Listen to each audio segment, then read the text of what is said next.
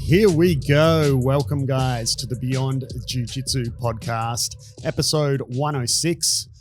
My name is Adam Charles with my man, Kieren Lefevre. Lefevre in the house. What's up, Ray? Kieren? Ray. Kieren Lefevre here. What's going on, Adam? Man, just chilling. It's actually a lot's going on. A lot has happened between the last episode and this episode in terms of not a lot in the jiu-jitsu scene, I guess, but for me personally, a lot has happened. Some stuff I can talk about, some I won't. All right.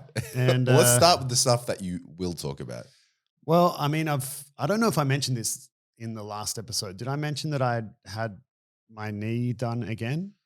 I don't think so. I don't know. So I've had this ongoing pre-patellar bursitis. Bursitis is bursas are things you have in all your joints. They're for cushioning. Bursitis is inflammation or an infection, or it's a problem with the bursa. And when it's problematic, it typically swells and fills with fluid. Pre-patellar bursitis is in front of your patella. For those who don't know, patella is your kneecap. And I've had this ongoing issue with it. It's very typical for any sort of person who spends a lot of time on their knees. So like carpet layers, or Kieren having a schoolyard chuckle on your knees. So you do spend a lot of time on your knees there, Adam. Sure do. Time. You get the reps in, brother. Yep. Good old turtle guard. Always on my knees. Yep. No, so, like carpet layers or tradies who are, working on the ground a lot can get it. So obviously it can happen in jiu-jitsu and wrestling, but it's not going away. So I had it drained again. I've got a video. I could post the video actually if people wanted to see my waterbed jiggly knee. If you haven't seen something like that, it's not just swelling as in, wow, that's swollen and puffy. It's like a waterbed. It's just this fluid. It's super superficial at the front of the knee.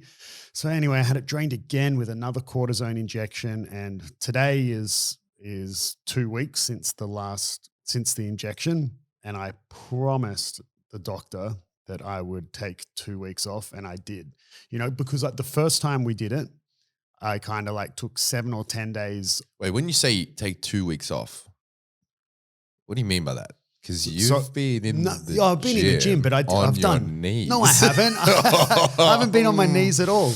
I haven't put my knee on the ground I think not even once, really. Oh, really? No, I just haven't noticed. I haven't done anything. Yeah, right. We've been doing a lot of guard stuff lately. Yeah, and even then, for the first week, I didn't really even teach. I just said I was doing the Danaher. Yeah, I was doing the Danaher, just standing on the side, being like, do this, do that, or sometimes I would grab 2 students and just hope that they demonstrated it correctly and be like, okay, we're doing this and this. Because the first injection, I kind of took a week-ish off. And then so she was like, look, we can't just do the same thing, do another injection, do another week off. Let's really do the absolute maximum rehab you can do. 2 weeks off, compression sleeve. Only time the compression sleeve comes off is when you're showering, and I did all that. And unfortunately for this sort of injury, there's no physio you can do for it because it's in front of the patella. It's not connected to any muscles or anything. You can't strengthen your quads to take the load off. There's nothing you can do. Anyway, it's been 2 weeks. So today I'll finally train again tonight. My knee actually doesn't even feel that good. Essentially the outcome they've said is, if it happens a third time, which I don't see how it's not going to happen a third time because it still has fluid in it, even post-draining it, right? It's still a bit jiggly, even post-drainage and cortisone injection. So I don't see how it's not going to fill with fluid again. But they've essentially said, if it happens a third time, then, we're looking at surgery. And but I had to go through this route anyway because it's such a rare surgery. Could you take another week off? Would that help? No, I don't really think so, I mean, I don't see how it's not going to happen again. Have you tried taping it? Yeah, that's right. Yeah, I haven't tried taping it. Well, it's essentially a form of RSI, right? Yeah, it's I either stop jiu-jitsu or let's do that. Have surgery. Yeah, I think I'm not going to achieve much more anyway. Yeah. So. You've peaked, bro. Yeah, it's such a rare surgery that they're not going to do the surgery without attempting these treatments first. Yeah. So yeah.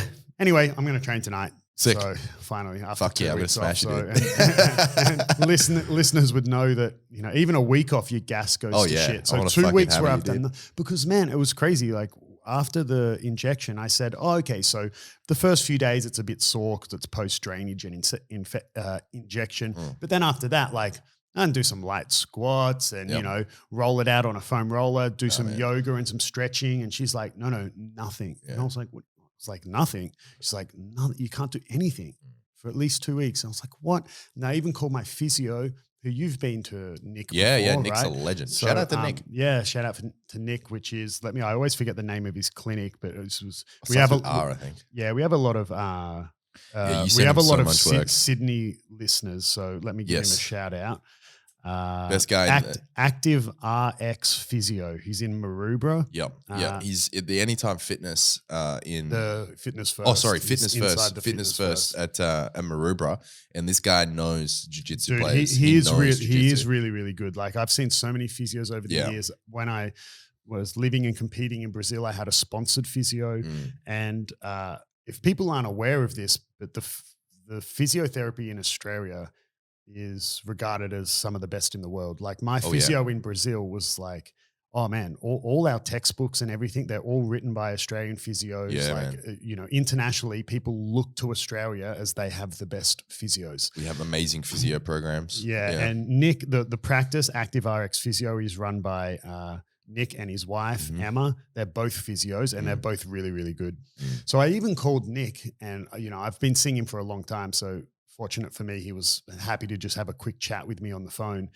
And I said, man, like I was just a bit shocked that the doctor said like I can't even stretch or anything. And then he was like, yeah, man, like there's actually not a lot you can do. He goes, it's such a, like there's, like I said, it doesn't connect to any muscles or anything. So let's go with the doctor. You know, there's nothing I can do for you at this stage. And, you know, we'll reassess down the track. Well, fuck, man. But yeah, anyway, I assume by the end of the year, we'll be recording an episode and I'll be like, oh, first episode post-surgery. You know, fuck, I hope not, man. But it seems like all the reading I've done, it's a very uncommon surgery, but it appears to be a very simple surgery. Like they literally just, they don't actually even go into the joint at all. So it's still surgery, so there'll still be trauma, but they don't go, because the pre-patella bursa is in front of the patella. Are they removing it? Yeah, they literally just like, essentially just, go in, take the bursa out and close you up. Like they never actually go into your joint. So it's not as traumatic as like a meniscus surgery or anything like that. Right. Anyway, we'll find out. So that's the thing I can talk about. I can also talk about the new pants I got new pants. That's great. Yeah. Some other stuff that we'll talk about in the future. I think that's going to probably a next year thing.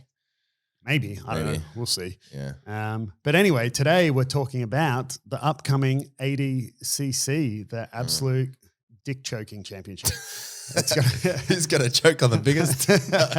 It'll be Dan and Jake. No, as we discovered in episode 100, I didn't know it stood for Abu Dhabi Combat Championship. That was it, wasn't it? Abu Dhabi Combat like or something like that. Combat Championship. Combat Club. I think it's Combat Club. Combat Club. It's something weird. Anyway, that's everyone's cringing right now. All right, so what we're gonna do is, we're not gonna go through everyone and read out. Oh, introducing fucking Andre Galval. He is from fucking blah blah blah. We're not gonna do that. What we're gonna do? We're gonna go through, have a look at the brackets, say who we're most excited to see, what we're predicting. Have a quick chat about this upcoming ADCC. Yeah, and the things we're excited to see and potentially happen at the upcoming ADCC.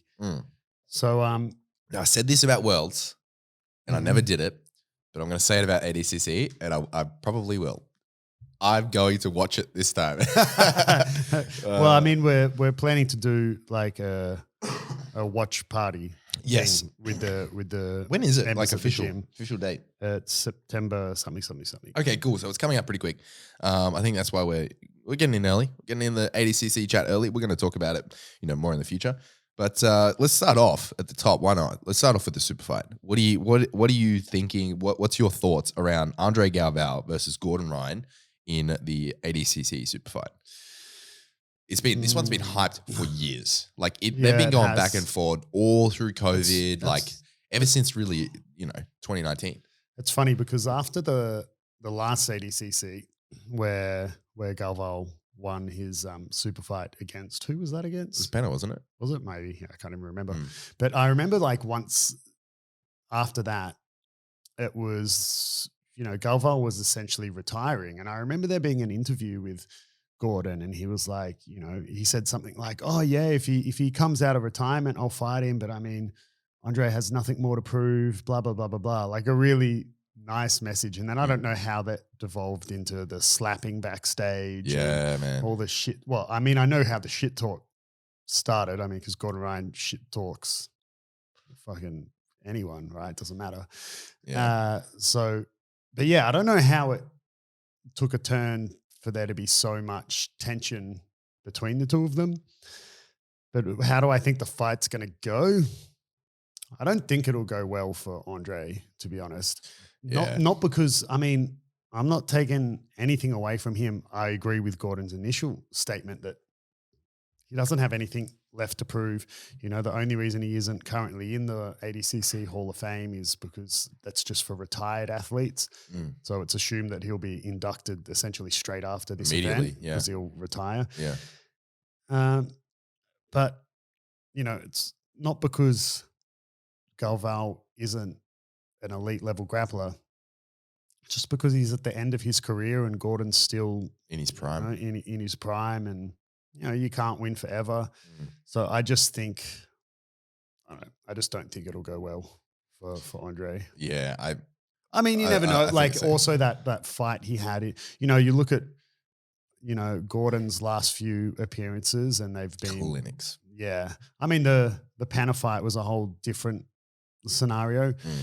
Some people watch that fight looking at it and going, oh man, like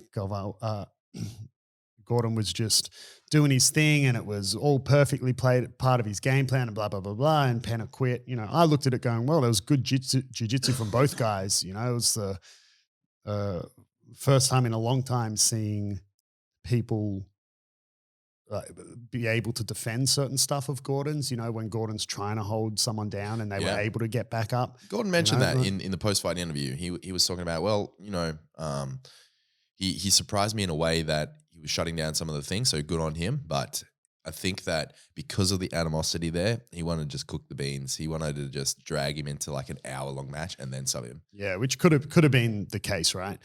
And then there was his match against Pedro Marino, which was just crazy. Man. And, his awesome. match against, I know these guys maybe not considered to be on the level of Gordon, but what he did. Man. Yeah, but, he fought Jacob Couch and, Roberto Jimenez. Yeah. And these are still very high level dudes, but perhaps not that same caliber as Gordon. Mm. Whereas Andre's last appearance was that weird ass match in what championship was it in? But it was that one in the cage and he couldn't even finish the dude. Oh, yeah, that was ONE FC. Yeah, and it was a bit sort of... That was embarrassing. I think he could have done without it. Oh, man. Yeah. It's one thing to... I'm not saying you have to submit every opponent, but you're fighting in the jiu-jitsu world, like you're fighting a nobody. Yeah. Not discrediting that other dude, but I mean, it'd be different if you were fighting Panna or Pedro Marino and it went the distance or whatever. But it's like, man, you're fighting like no one. Yeah, this like, guy.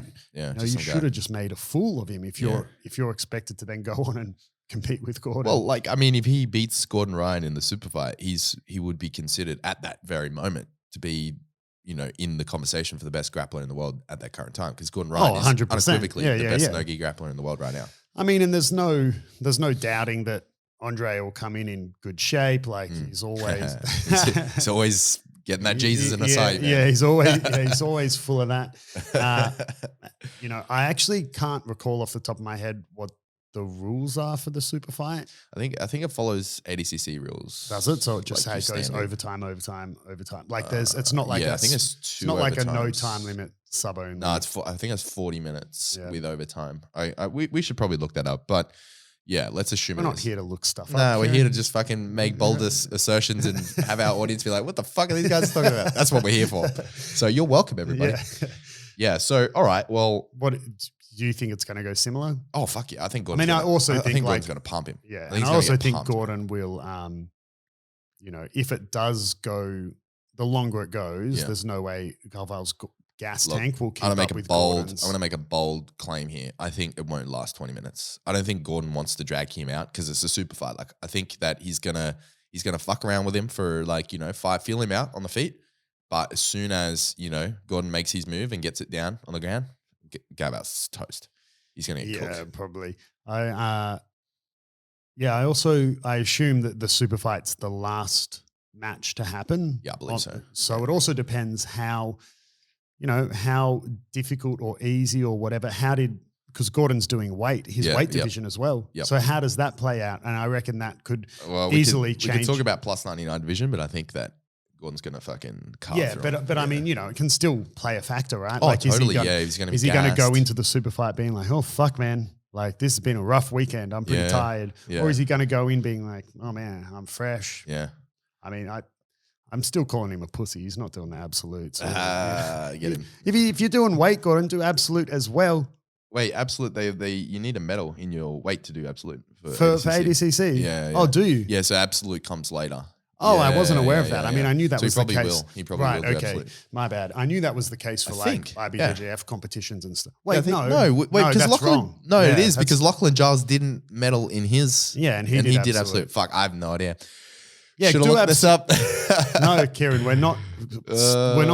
We don't prepare.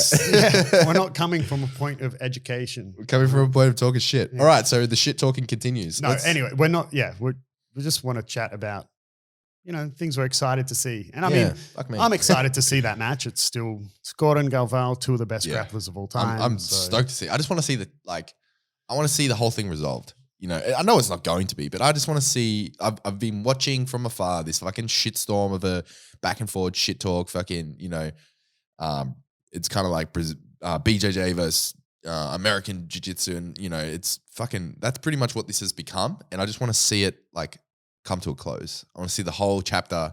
I just want to see it come to a close. Yeah, but sometimes it won't. There'll still be some level of totally. They will, controversy but this something. This specific thing, I want it to be over now. So I want them to fight and fucking hug it out. Hug it out, boys. All right, so let's talk about the men's 66 kilo division. Now, I'm excited about this one.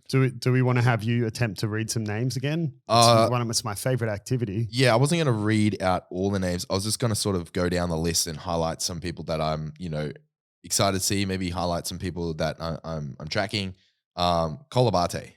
Now, he is probably one of the big names in this division, which is crazy because the kid's like 16, 17. He's a purple belt out of Art of Jiu Jitsu.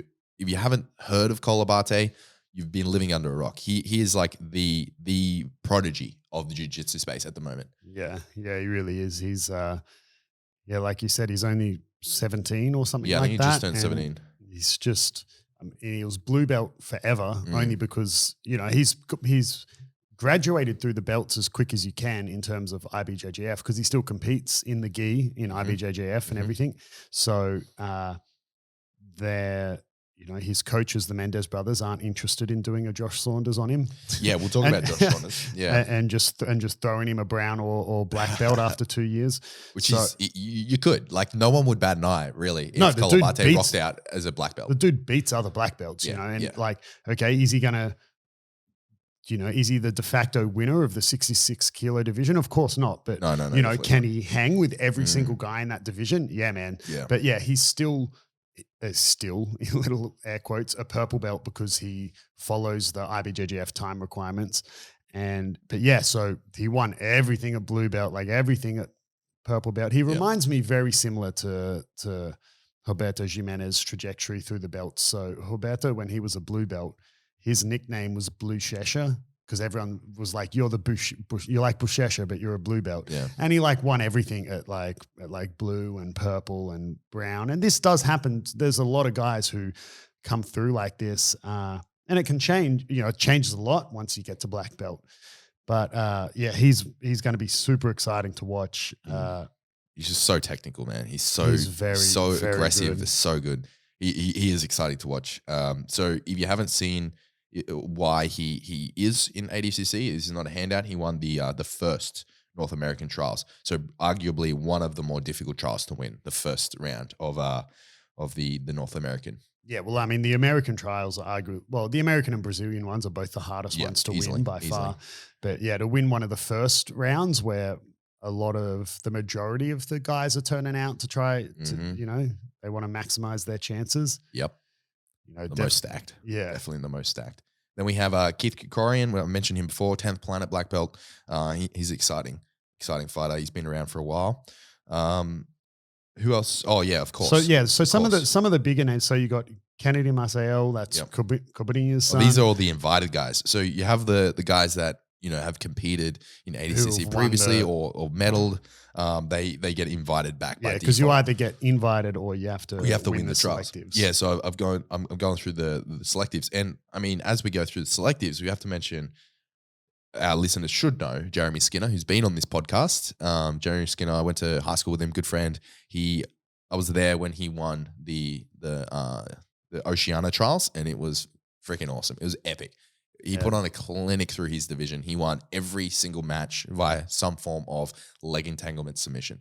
So I think he got a knee bar in the final and inside heel hooks for the others. Yeah, Jeremy's a absolute weapon, fighting out of Absolute MMA in Melbourne. Although now he lives in Sydney and trains and teaches in Sydney. Yeah, I think he's under Sydney West now. Right. Yeah, I'm not sure who he's under now, but he's a black belt from Lachlan Giles and Craig Jones. So an absolute machine on the Australian and international scene. But it's going to be super exciting. He's exciting to watch anyway, but obviously even more exciting him being a fellow Australian and someone that I've met personally and someone that you obviously know really well. That the division, I mean, every division is stacked. People are saying, oh, the most stacked tournament in grappling history. Yeah, and then the next ADCC will be more stacked than this one. It's only going to get more and more stacked.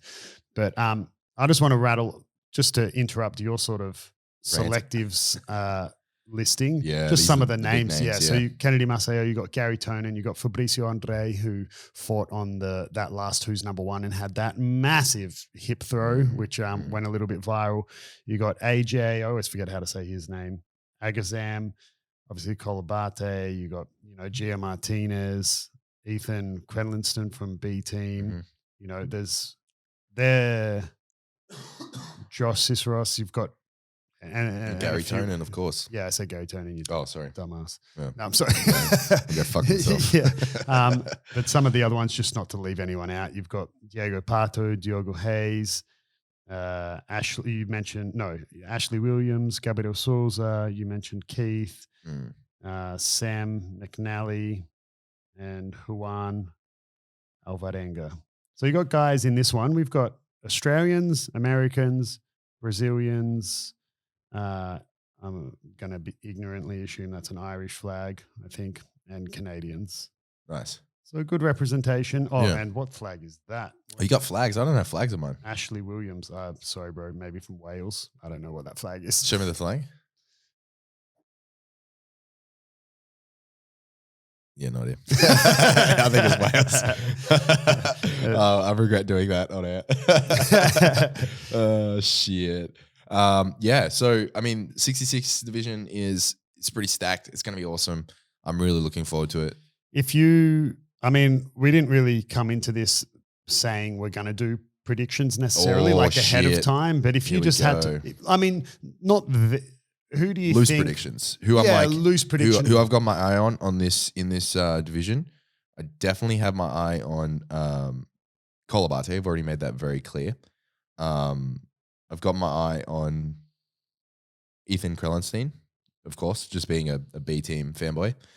I think that, and obviously Jeremy Skinner. Those are the three I'm really looking out for. I think, obviously Gio's always in the conversation. Gary's always in the conversation. There's just so many. But those are the three that I'm excited for. If I was to wanting to see a final, I mean, I don't know the chances of this, but I'd like to see something like Colabate and Jeremy Skinner. Right. For my own selfish. Yeah, for me, who do I want to win? I mean, if I could pick the winner, I would pick either Jeremy because I know him and we're biased he's Australian, but I would also pick Kennedy because I know Kennedy as well. So I like both of those guys. Yeah. But I'm probably the most excited really for Cole, but I'm actually incredibly excited to see Gary because I believe this is the first time he's doing 66 at ADCC. He usually fights heavier At 77. Okay. at 77. So from some things I've read and just random posts and that I've seen, I believe the consensus is, well, this is like more his natural weight division. Like he should do much better. That's interesting. So it's going to be exciting to see Gary fight. People forget division. people's memories in jiu-jitsu are so fleeting, because he's been focusing on MMA recently and because, his last jiu-jitsu match didn't go so great. But against was it Cade or Ty? I can't remember the Rotolo brother who didn't he just Darcy him in 10 he got Darcy something? very quickly. But I mean, you can have a completely different conversation about, that whole match and you're not defined by one match. No. Your jiu-jitsu isn't defined by one submission. You know what I mean? Yeah. So, the point I was trying to make is people's memories are fleeting. I know that a lot of because he hasn't been on Who's Next and Who's Number One for a little while, and his last match was kind of shit. They've forgotten about him. It's like fucking Gary Tonin. How can you forget? Y'all must have forgot. But it's pretty standard. All right, let's move swiftly along to the men's 77 kilo division. Oh shit, it's getting more stacked. Oh yeah, this one is, I think the general consensus is the 77 is the kilo most is like ever. Is the most stacked we've ever had. So yeah, I mean, I look at the 77 as the most, for totally. sure, the most stacked division. Totally. Now the two divisions I'm most excited about is 66 because of Jeremy being in them, and purely from a fanboy perspective is the 77. Yeah, for me, I'm most excited about the 77 and the maybe either the 99 or the over 100. Nah, probably the over 100 and the 77 I'm the most excited for. Yeah, sick. But anyway, let's so this one I'll read out all the names because they're let's go through. Let's isolate it let's separate trial winners and invited just to. Okay, well you've got that list, so I've got the flag list. So you go. Oh, okay. You go first. Oh shit, I gotta fucking embarrass myself here. So JT Torres, Tommy Langaker, Oliveira Taza, I don't know why I said Oliveira, Cade Rotolo, William Tackett, Mika Gaval, Roberto Jimenez, and Kenta. Apologies, Kenta. I'm going to butcher your last name. Iwamoto. He is a Japanese guy who won the Oceania Trials. So they're all the trials winners. Yeah, those are all the trials winners. I probably should have read out the trials, but the order went the 2 European trials, the 2 North American trial winners, and then the 2 South American, and finally the last seed being the Oceania trial winners. So for me, Kenta's the only person I haven't heard of in that list. And the only reason I know him is because I was there when he won. Yeah. And everyone else is, absolute beasts. This division is out of control, man. So some of the other names you've got on there, you got Hinata Kunutu, you got Lucas Lepri, Davi Ramos, you got Lachlan Giles, Dante Leon, Nicky Ryan, PJ Barsh, William Tackett, and I think you read everyone else out. Yeah. So man, that division is fucking crazy. Yeah. Who do you want to win it? Okay, well, maybe not who I want to win, but who I think is going to win. I think Cade's got a real shot. Oh, Oliver does as well, man. Anyone. This could be anyone. Mika as well. Fuck me. There's so many. And then you got Lucas Lepri. You can't sleep on Lucas Lepri. Yeah. And you can't sleep on Lachlan Giles as well. Nicky Ryan is a fucking beast, but Nicky Ryan has been injured. I know I'm jumping around a lot. Had so many injuries. He's been injured. So from that perspective alone, that's why I'm not talking about him in the conversation of podium, just because, I'm being biased here and I'm saying injury, he's got less of a chance than he normally would. Otherwise he would definitely be in the conversation. So fuck, I'm probably completely wrong, but I think Mika, Cade, and probably Oliver have the best shot. You're all fucking over the place, Kieren. Yeah.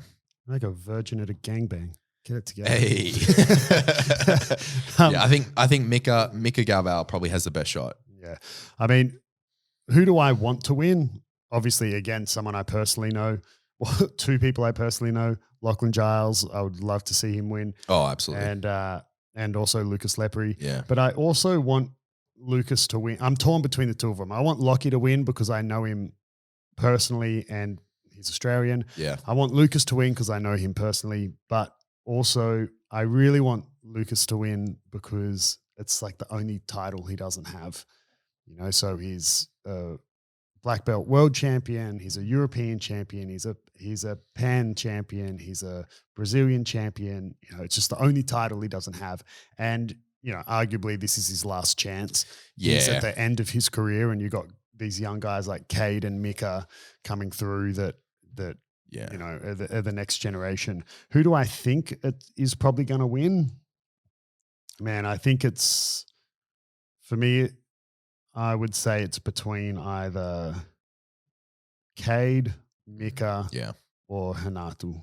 Yeah, I agree with that. 100%. I think they're the three probably favorites. Yeah. Despite Mika and Cade being like newer kids on the block, I mean, they're just fucking they're undeniable. They're just out of control. They are undeniable. Bro. Yeah. Yeah. So that division's just it's exciting. It's so crazy. A big smile on my face, just like reading off all the names, looking at all these like potential matchups. It's going to be incredible. Like some of these people have never fought before as well. So to see like someone like Lachlan Giles, if he comes up against Mika Galvao, that'd be an incredible match. Yeah, that's like, right. I'd be so excited to see that. Regardless of who won, I would be happy either way, really.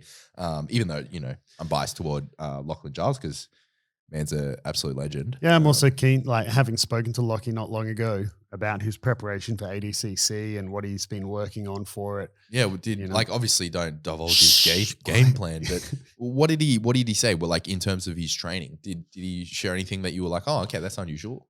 No, not really. Like we didn't really talk about his like as in his training routine, so to speak. We just talked about like his strategy for ADCC, which I'm obviously not going to mention now. Not that I assume any of our listeners are going to call up. Like, hey, Mika, on speed dial. I just heard. Adam Child said, Adam who? but we'll leave it to see whether he can implement it. So it's going to be exciting. Yeah, very. On to the 88. I mean, again, another very stacked division. Yeah, man. Yeah. Do you want to go first, or do you want me to flag read? No, flag read, and then I want to highlight some guys that I'm like. So we got the previous winner. We got Mateus Diniz, from Marcelo Garcia's.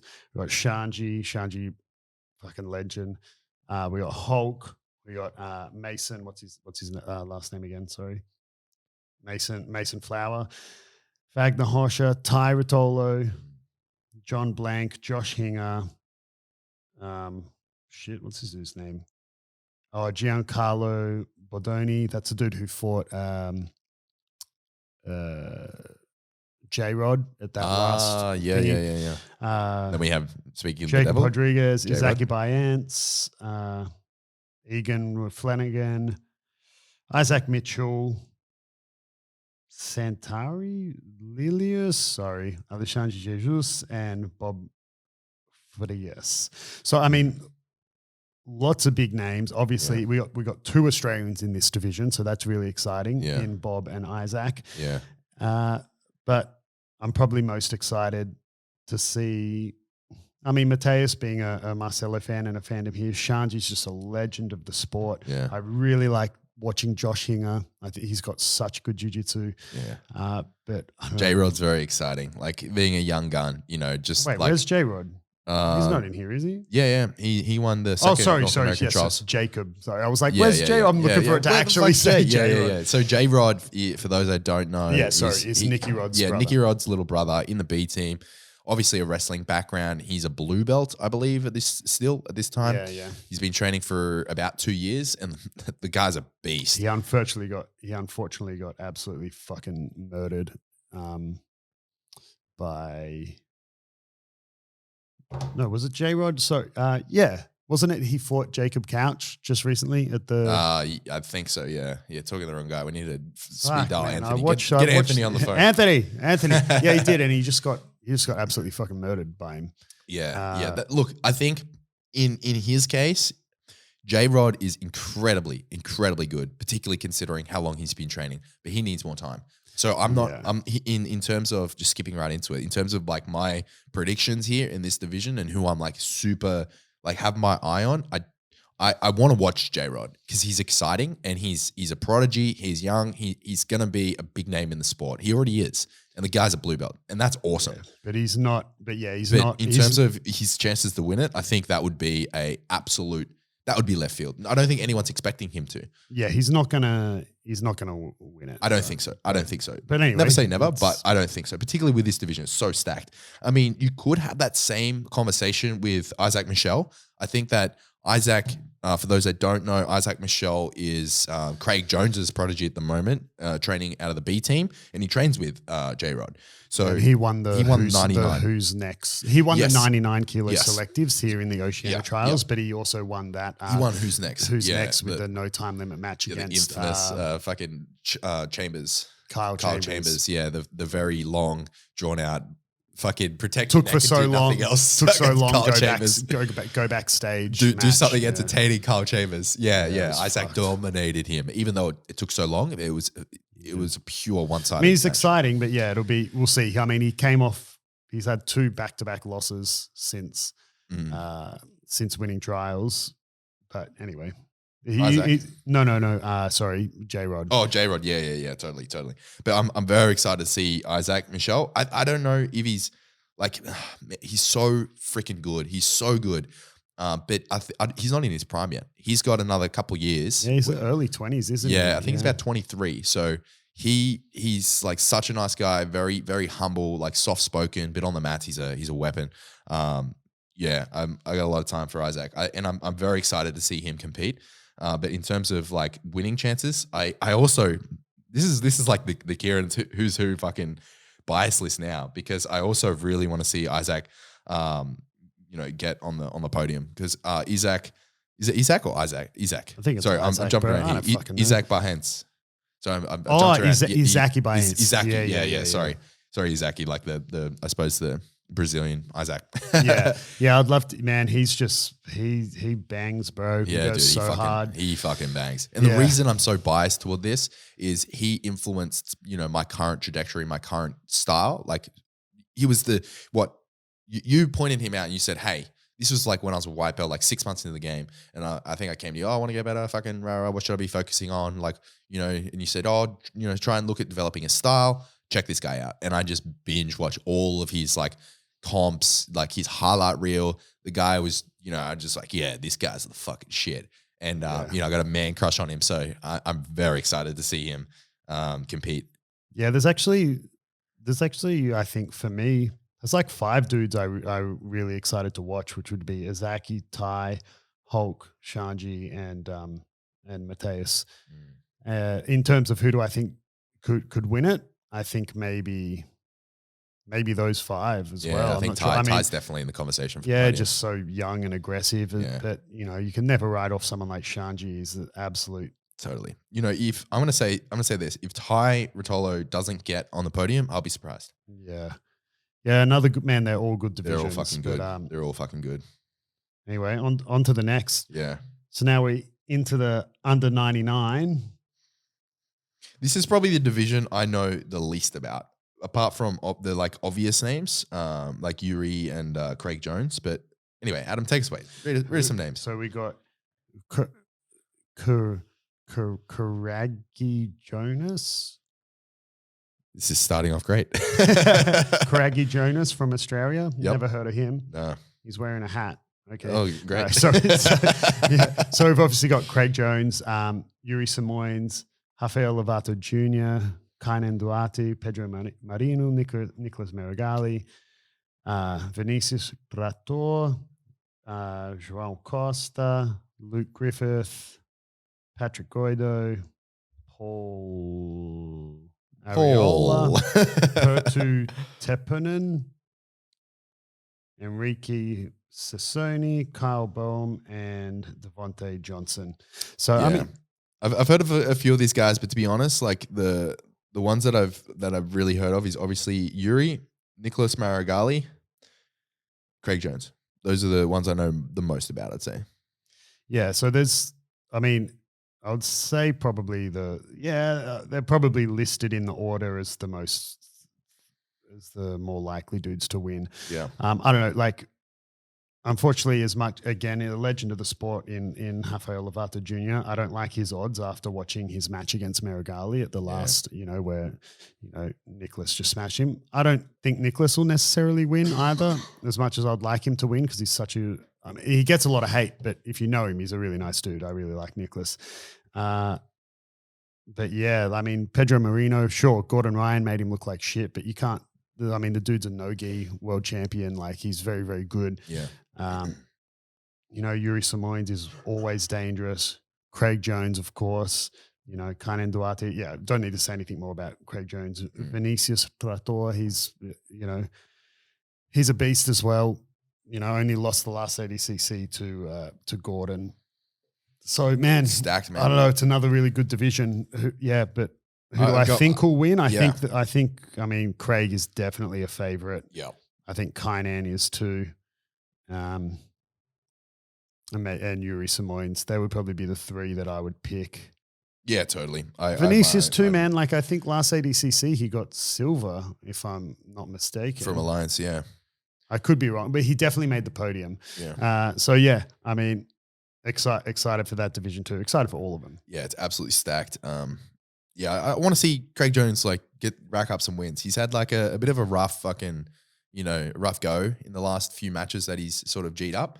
Yeah, so I want to see him.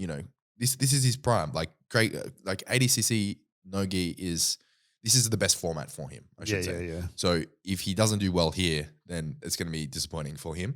But I'm very, very keen to see Craig. I think everyone's a fucking Craig. You should get fanboy. some leopard pants. I should get some leopard pants. I should have got him to sign him. I met him. I should have. I got a photo with Craig.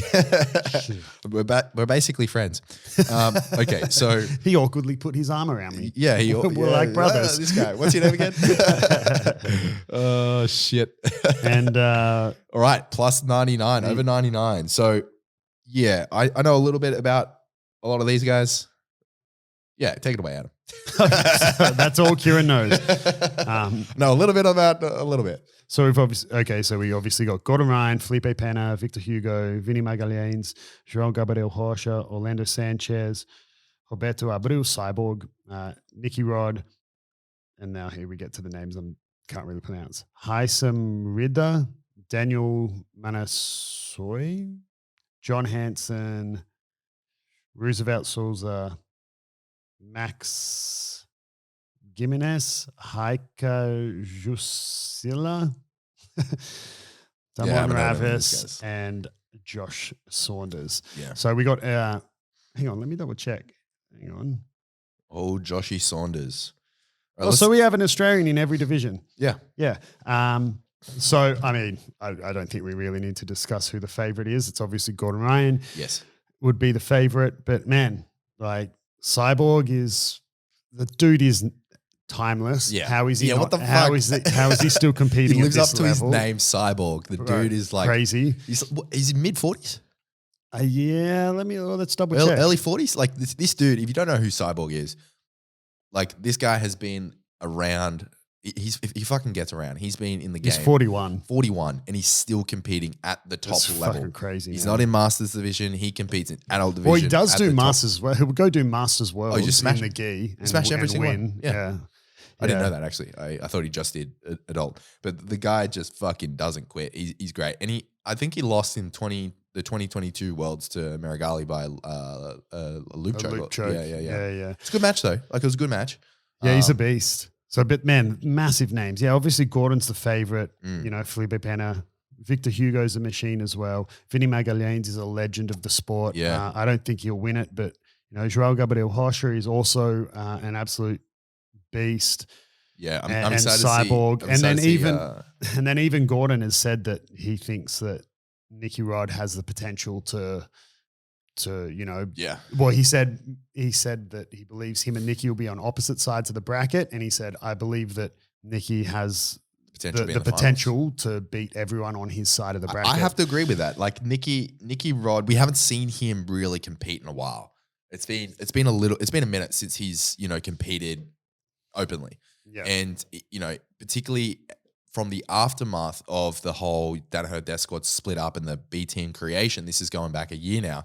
He was, after the dust sort of settled for the first 6 to 12 months, he came out and was talking a bit of shit about Gordon Ryan. So, Yeah. I mean, he's got a lot to live up to. And do I think that he can beat Gordon Ryan? No, I don't. But do I think he could be in the finals with Gordon Ryan? Yeah, he definitely has that. He definitely has that in him. So I'll be watching that. I think if he gets knocked out in the first round, I'll be an upset. Who do you want to win that division? Oh man, I don't know if I want them to win, but it's inevitable. Gordon Ryan's going to win. And I think if anyone beats him, it'll be like one of the biggest upsets we've seen in recent jiu-jitsu. Perhaps, yeah. I mean, I think who I want to win, I would like Penna to win, and Interesting. I think one of the most exciting potential matchups is Gordon and Penna. Yeah, just because the controversy of the last event with Gordon and Penna, whether you can argue that shouldn't have gone ahead because of the tragic passing of Leandro Lowe, or, so Penna should just pulled out. Then you can argue, oh, but he took more money for the fight. And I mean, okay, yeah, whichever way you want to cut the pie, you can argue that he bitched out at the 30 or 40 minute mark or whatever. But, with I don't know, like if anyone listening has had the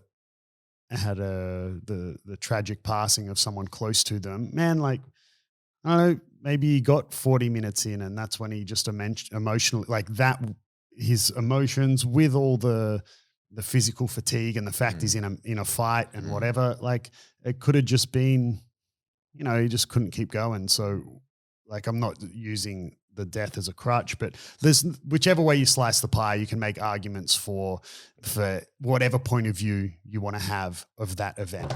I want to see a rematch. Yeah, and I also hate fucking no time limit format. Yeah. I love it as a training tool and as for a bit of fun. We recently did one in the gym, a little no time limit thing, but it's all just for fun and games, right? Yeah. It's not a professional competition. No matches lasted fucking an hour, 2 hours. Where you're trying to like crown someone the best grappler in the world. Yeah. So I much prefer to see Gordon and Felipe compete under a rule set. Yeah, me too. It reminded me of this meme that came up on my phone the other day. Hang on, I think I might be able to find it. I think I may have seen it. And it was something like, it's a little like four caption cartoon, and it's like a guy and he's like, welcome to hell. And he's like, oh, there's far less fire than I thought. And he goes, well, everyone's hell's different, and then the next caption is the guy, for eternity, you're going to watch no time limit jiu-jitsu in the gi via IBJJF rules. And he's like, no. that is the worst. That is literally hell. Yeah. So, but that's what I mean, that's probably the most excited thing I am the entire event. I'm most excited for the potential Gordon and Felipe. Call a mini. I mean, well, they signed a rematch anyway, but I don't know if that rematch has been signed under, again, no time limit rules. I'd say so. And if it has been, then I'm like, well, fuck it. I'm not really interested in that again. Like, I would still watch it. But you want to end in sight. You want it to be like you sit down, no matter what, it's going to be 40 minutes. You don't have to fucking watch them any longer than 40 minutes. Yeah, man. Yeah. Anyway, we spoke about that in the no time limits suck episode. Yeah, we did. But yeah, I definitely want to see that match if it happens. Yeah. But otherwise, Nicky Rod's just always exciting to watch. I mean, last ADCC, we watched him and Cyborg go to war, and that was sick. awesome. Yeah. And Jamal Gabriel Horscher. I think those, if it weren't Gordon to win it, I don't know. Like, I think your money would then have to be Felipe. on Penna. Yeah, I agree. I agree. Felipe and Nicky. But anything can happen, man. I mean, last time Gordon fought Joel Gabriel Horscher, he tore his ACL, right? Like, so, anything can happen. I actually, just selfishly, I want to see what happens with Josh Saunders. So Josh Saunders is like this come out of nowhere sort of guy. He trains out of Sydney West here in Sydney, and he won the Oceania Trials. Josh is a fucking mammoth of a man. He is the biggest dude like going around. He is a solid muscle 125 kilos or something like that. And I believe also on the acai and Jesus diet. He's on a lot of acai and Jesus. He loves a bit of Jesus. So which I'm not dissing him. Everyone is on Jesus. 99% of people not in this division but in this event are on acai. Yeah, I'd say and 99.9. Maybe one or two that might piss clean, but we'll fucking. I mean, not be on Jesus, whatever we're saying. Read between the lines there, people. But Josh Saunders, that little backstory of this guy, if you're not from Australia, he's been training for a bit longer than me, about 2.5 years, I believe, around 2.5 years at this point, and he's a brown belt, so he's been absolutely catapulted through the belt. So technically, he would still be a blue belt under IBJJF rule set, or thereabouts, or maybe just a purple belt by now, but regardless, he's been awarded his brown belt in like BJ Penn sort of time frame. And if he does well at ADCC, I don't see why he wouldn't be awarded a black belt from his coach very soon. So he could that's a conversation for another day. But he could be a 3-year black belt effectively under his coach. So this guy has come out of nowhere. He's won trials, and now he's on like the world stage. That's so bullshit, man. It's so bullshit. On the most stacked ADCC division ever, and he's been training for just over 2 years. That's incredible. Like, regardless it's not incredible. It is incredible. It really, really is. Incredibly retarded. If I did that, if that was my progression, being like similar sort of training for a similar sort of time, and I was on this ADCC card. Winning the trials is incredible. Yes. Yeah, that's what I'm saying. Yeah, winning the trials is incredible, man. Oh, I'm not talking about his belt progression. That's right. I don't give a fuck about it. And we have talked about this so many times. It doesn't really matter. Like, there's levels to the game. Like, if you look at this division, there's fucking blue belts and purple belts in it. Like, the fact that whether he's a brown belt or fucking purple belt, it doesn't matter. But no, it doesn't. But like in this context of like competing at ADCC, right. Like, it does. That matters for something else in jiu-jitsu, and we can talk about culture and progression and, you know, earning your way through the belts and everything like that. But purely from a standpoint of remove all belts, and this guy has been training for just over 2 years, regardless of how much Jesus and Asahi he likes. The fact that he has been able to get onto the world stage, how well he will do on this world stage, anyone's guess. But I mean, I know what I would like to see and what is realistic are two different things. But I am very interested to see, you know, how he goes, how he holds up. Because the guy has a lot of confidence, and I just want to see how he goes. I'm excited. Yeah, I think his Instagram stories are full of saying that, like, he likes his chances against Gordon and all this stuff like that, right? Look, whether or not he actually believes that is another story. Yeah, I mean, that's his persona. He's like, for those that don't know anything about this guy, he's like the confidence man. He's the alpha male. He's the big guy in the room. He's like he runs a company called HPU Coaching, like high performance unit coaching. To give you an idea of the type of guy he is, he's a man's man sort of thing. Like, yeah, I mean, I've never met him personally, but and like you said, in the context of this, it doesn't matter. There's no belts in ADCC, so it doesn't matter. But the whole, you know, being awarded belts so quickly, it's a different conversation. But, you know, I'll just you know, you can't just get a lucky hole in one in a game of golf and then just be like, cool, you're on the PGA tour. You know, like you can't just, you know, save someone's life by CPR and be, here's your doctorate. You're now a doctor.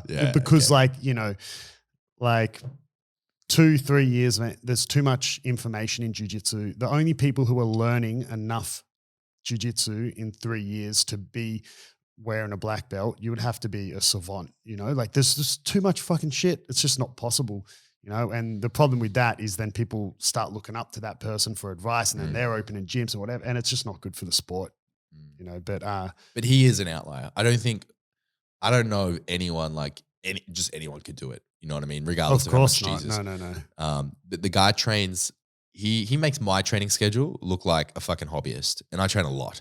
Like, he trains twice a day, every day, and lifts every day. You can only do that with the help of Jesus, but. So get praying, boys. But he's literally dedicated the last 2 years of his life. He does nothing else, but runs his coaching business and trains. Yeah, but I mean, even then, it's not like that. That's not more training than Gordon Ryan's doing. I think that, you know, like, it's not. That's important distinction. That's just training how a pro would, how a professional athlete. But what you said before is a really important distinction. I know we're getting a little bit off topic from ADCC, but in terms of the way you see belts, and a lot of people, particularly from, you know, your lineage and your like school will say, is that the belt not only represents your ability, it represents time, it represents reps, and it represents knowledge base, foundational knowledge base, right?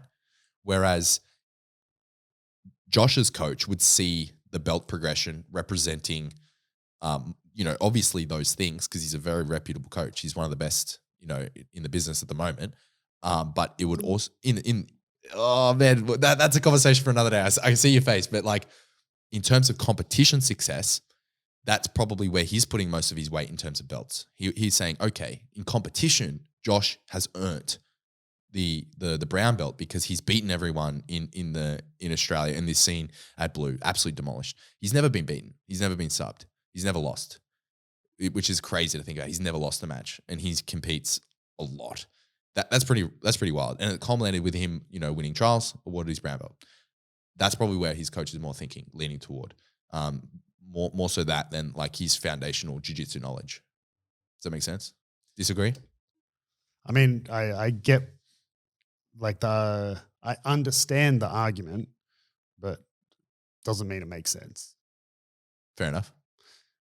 Like you can't, okay, winning everything here. Okay, well, off you go to, where the competition's better. Like, I get what you're saying. Like, why isn't he done? Well, it's not like if you want a bodybuilding here in Australia, you then like, well, I guess you're the de facto Mr. Olympia. Yeah, no, well, if you're winning here, then onto the next pedigree, Yeah, off to Worlds, but he can't compete in IBJJF. No. It'd be nice if you had a coach. So this is his IBJJF, if that makes sense. Yeah, look, I just don't think it's good for the progression of the sport and the maintaining the standards of the sport. But anyway, yeah, him winning trials is awesome. There's an Australian in every division. So obviously him being an Australian, I'd love to see him do well. It just will help. I mean, his competition success, you can't argue that would help the Australian jiu-jitsu scene because internationally people go, man, there's just more and more dudes coming out of Australia doing well. So I definitely wish him best of luck. But yeah, it's hard to pick any other favorite other than Gordon for that division. And it's interesting because Oceania trial winners are generally the bottom seed. They go up against one of the top seeds. Gordon first. You could have Gordon first. That would be. But then you never know, right? Like, what if Gordon fucks up? No way. It's like not happening. You don't quite have the same analogy of a puncher's chance in jiu-jitsu. But I mean, we also previously said, you have bad days like Gordon. Gary Tonin got caught in that Das choke. Shit can happen. You can get injured. What if he just goes? What if Gordon just goes, who the fuck's this dude? And maybe doesn't even give him the time of day and then gets smoked. And then he blasts a double leg and just like takes his foot over something crazy. Yeah, and like Gordon just this guy will never be able to do this. And Josh picks him up and dumps him on his head and Gordon gets, gets days. Fuck, man, anything can happen, right? Like no one expected Craig to do well against Leandro Lowe when they fought and that was his big moment. Like, everyone underestimated Lachlan Giles. We talk about it a million times. It's like the story of the 2019 ADCC. Yeah. So the story of the Australians in ADCC, right? Of just coming out of nowhere. So, we'll see. That'd be so cool. Like, oh man, it'd be hilarious. Like not hilarious, but like just, I'm so excited. I know. The belt thing just frustrates me because I just think, if you as someone who knows a bit now about jiu-jitsu, it's not like time equals being better and, knowing more, but it does to a certain degree. Like, I mean, where's the cutoff? Like if I go, oh, Kieren, you can choose between these two gyms. This guy's had a black belt like this guy got his black belt in 10 years. This guy got his black belt in 8. And you might go, oh, well, it doesn't matter, right? Okay. What about this guy's had his black belt in 8 years? This guy got his in 6. Oh, it doesn't matter. Yep. Okay, this guy, choose between these gyms. This guy got his black belt in 6 years. This guy got it in 4. This guy got it in 4. This guy got his black belt in 6 months. Like, where's the cutoff where you go, well, that can't be right? Yeah, I'd say, I think. Because you've got to remember as well, BJ Penn got his black belt. It was a different time. Yeah. Like the standards weren't what they are now. The sport wasn't what it is now. And he lived and breathed jiu-jitsu, did nothing else in his life. It was a different. Yeah. It was You can't I get I'm sure if you went back far enough, anyone who had the stomach to not puke when they saw an arm that had been severed, you're a doctor, patch it up.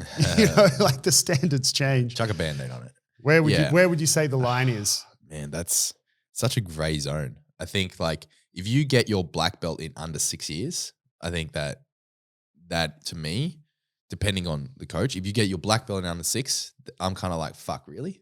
Yeah, How? it's pretty quick. That's fast because I think we calculated once out, and I think the absolute fastest you can possibly get it is in 6 in 6 years by IBJJF by standards, IBJF standards. So which again we've spoken about. A lot of people don't care about anymore. But I mean, we've also we've done so many episodes arguing similar topics that if it doesn't matter, then there needs to be some parameters. Otherwise, it's just a fucking cluster. It's a free for all. And then you have McDojos. That's right. Handing shit out, paying them the money. It's one of the things people love about jiu-jitsu. It's not a bullshit. You can't buy your way in. Yeah. And I mean, look, regardless. But if there aren't any checkpoints that you need to pass through, well, then you can kind of buy your way in. But when it comes to your day-to-day training on the mats, like these days, I mean, I respect the belt because it represents, particularly if you've awarded the belt, because it represents, I know what it represents because I know what your values are. I know what your ethics are, and I know your standards. So I acknowledge and respect that.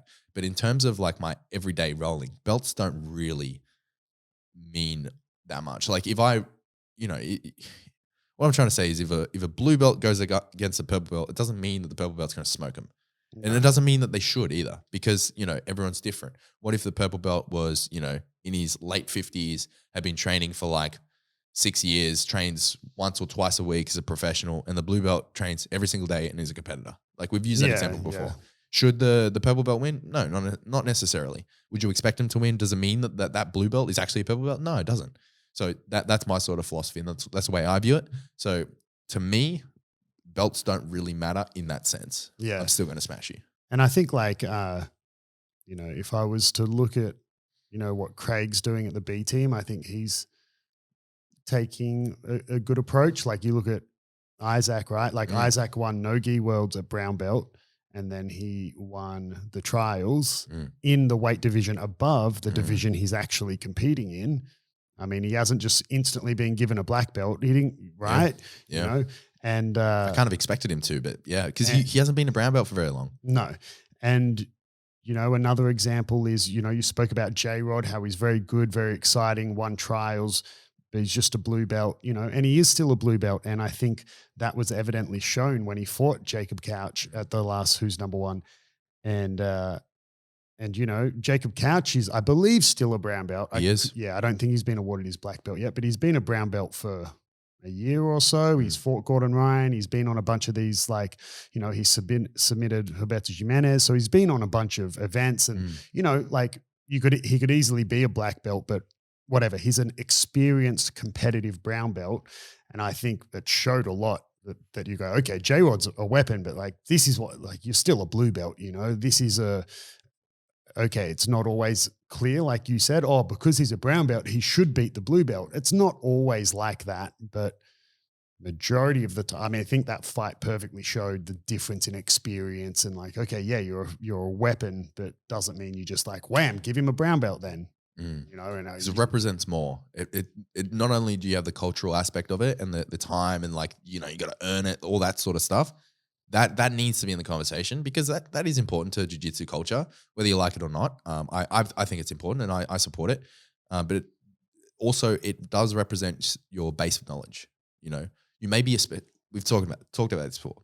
You may be an absolute specialist in one area, and if you are a blue belt that is very good at keeping people in your specialty, maybe it's leg entanglements because that's probably the most realistic example. Say you're a blue belt and you carve through ADCC trials because everyone plays the leg game with you and you're just much more experienced because that's all you do every single day for the last 2 years. You've just done this one submission. Okay, if you catch everyone in it, you're going to win.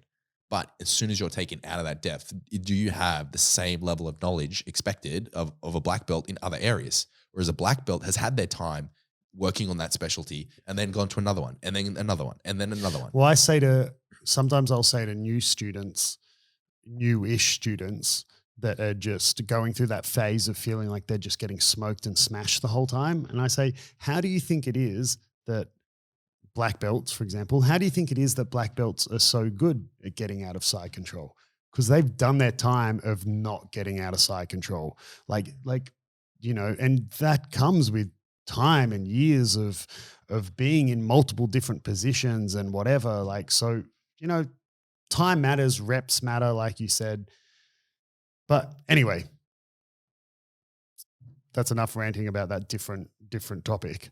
Let's go on to, we're not finished yet. We got the women's division, of course. So there's just the 2 weight divisions. So we got under 66 kilos and above 66. I think it's just under 60, right? Or is it, is it 60? Under 60 and over 60? Sorry, apologies. Yeah, under 60 and over 60. That's a crazy difference, That's man. a bit brutal, So yeah. if you can't make 60, you need to be super heavyweight. Well, yeah, this is why, like, Gabby Garcia previously heaps of flack for, being so big and whatever. And she'd like publicly said, I don't fucking make the weight divisions for ADCC. It's not my fault that I'm fighting a 65 kilo person. Yeah. Like I didn't, absolutely not. Yeah. I mean, and I defend Gabby all the time.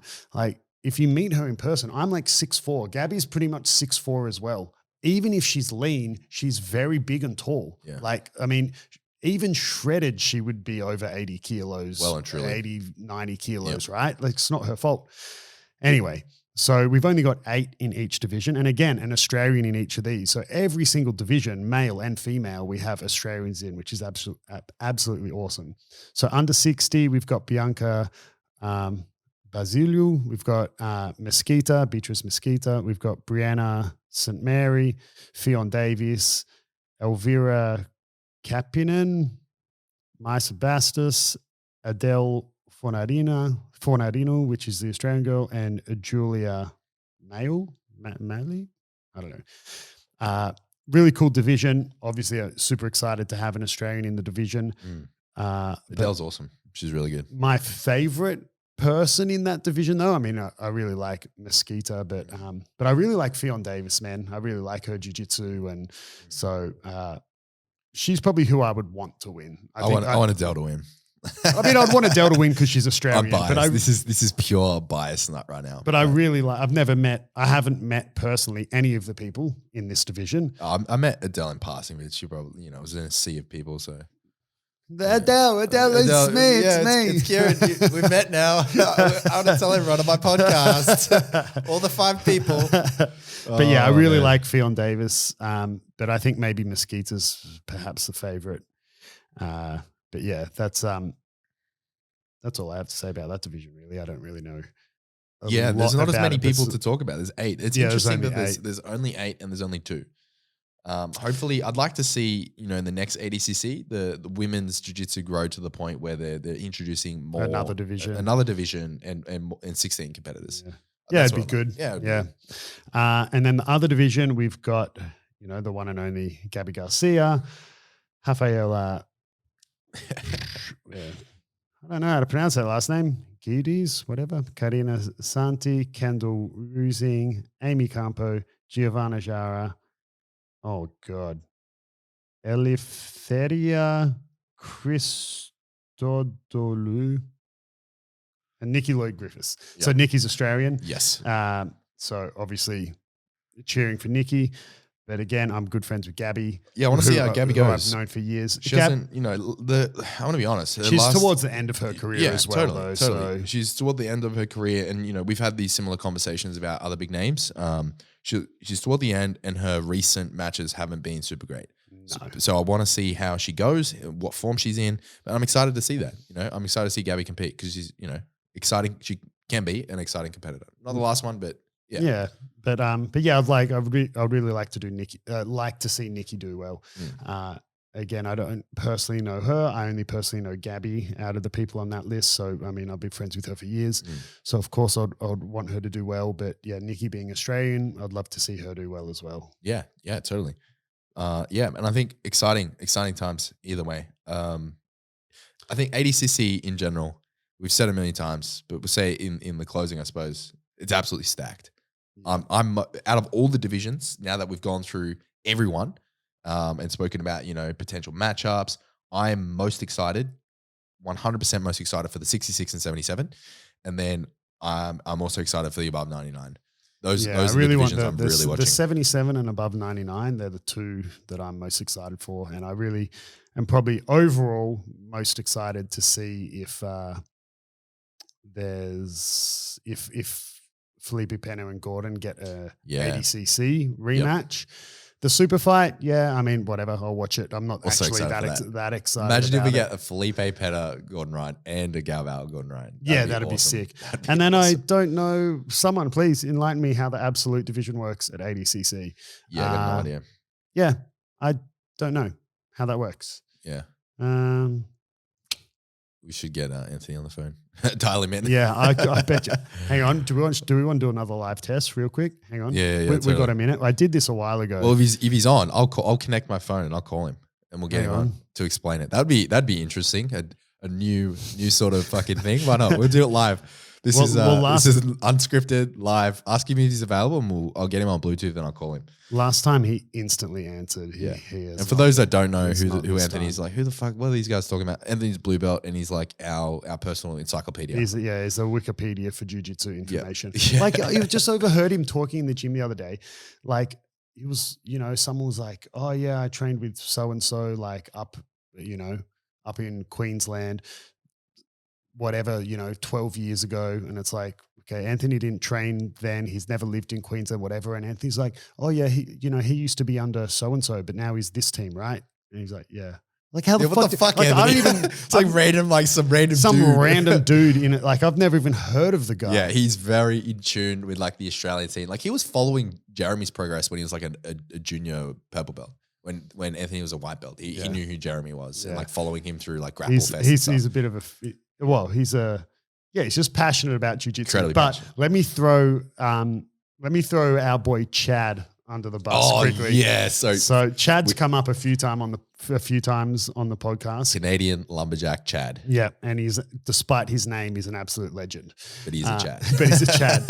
Man, he's a bit fanboy as well. He's walking around in all these B team shirts. Oh, is he actually? Yeah. Oh, I didn't know. But how's this little fucking dumbass, man? So he got all fanboy and he bought a Penn State wrestling t-shirt. Cool, whatever. Yeah.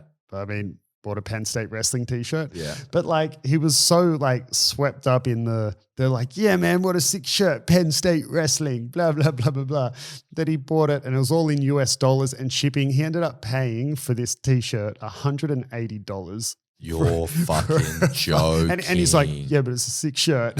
What the fuck? Is he going to frame it? $180. I was like, bro, it's a shirt. Holy shit.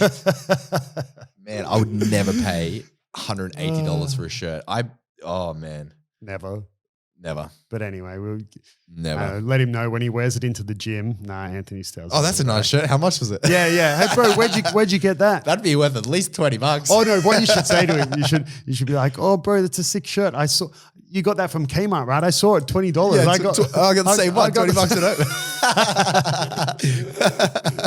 Fucking Chad. Oh, Chad. Such a Chad move. Mate. Oh, anyway, Anthony was a no-go this once, so someone else let us know how the absolute division works at ADCC. Call someone else. I'll call Gordon. I've got him on the phone. Yeah, if you're hoping to learn that from us, suck it. If you're hoping to learn anything from us, you're in the wrong place. Tough shit. Yeah. All right, guys. Well, thank you for listening. It's going to be super exciting. This episode will come out like right before ADCC, so it should do. If it comes out after, that would be weird. It's going to come out like on Friday. Well, there you go. So before ADCC. It will be before. Right. And then we got some cool new episodes coming up after that, which do you want to tell them about it now or wait till? Yeah, we can tell them. Fuck it. Why not? Off you go. Yeah. So I did a episode, actually recorded it last night, and we finished up at like 1 a.m. for Australian time.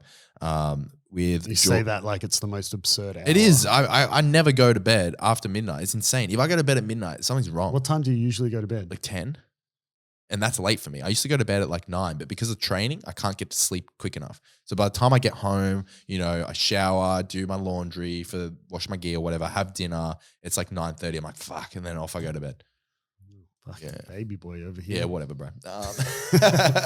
Yeah, so I did a podcast episode with Jordan Teaches Jiu Jitsu. So we did 2 back-to-back episodes, and both of them are going to be on his podcast, which is Jordan Talks Jiu Jitsu.